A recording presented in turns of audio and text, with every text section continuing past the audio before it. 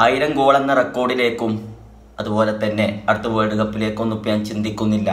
Cristiano റൊണാൾഡോയുടെ വാക്കുകൾ അദ്ദേഹത്തോട് ഡെൻമാർക്കുമായുള്ള മത്സരത്തിന് മുന്നോടിയായിട്ടുള്ള സംസാരത്തിൽ മാധ്യമങ്ങളോട് സംസാരിക്കുമ്പോൾ അദ്ദേഹം ഈ ഒരു കാര്യം പറഞ്ഞിട്ടുള്ളത് 1000 ഗോൾ എന്ന റെക്കോർഡ് അതുപോലെ തന്നെ അടുത്ത വേൾഡ് കപ്പ് ഇതൊന്നും താങ്കളുടെ ലക്ഷ്യത്തിലില്ലേ എന്നുള്ള ചോദ്യത്തിനാണ് അദ്ദേഹം ഈ ഒരു മറുപടി പറഞ്ഞത്. അതൊന്നും എൻ്റെ ലക്ഷ്യത്തിലില്ല, ഞാനിപ്പോൾ പ്രസൻറ്റ് മാത്രമാണ് ശ്രദ്ധിക്കുന്നത്.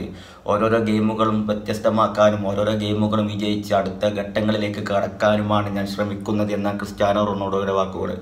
ഡെൻമാർക്കിനെതിരെ 1-0 തോൽവി ഫസ്റ്റ് പാദത്തിൽ ഏറ്റുവാങ്ങി നിൽക്കുകയാണ്.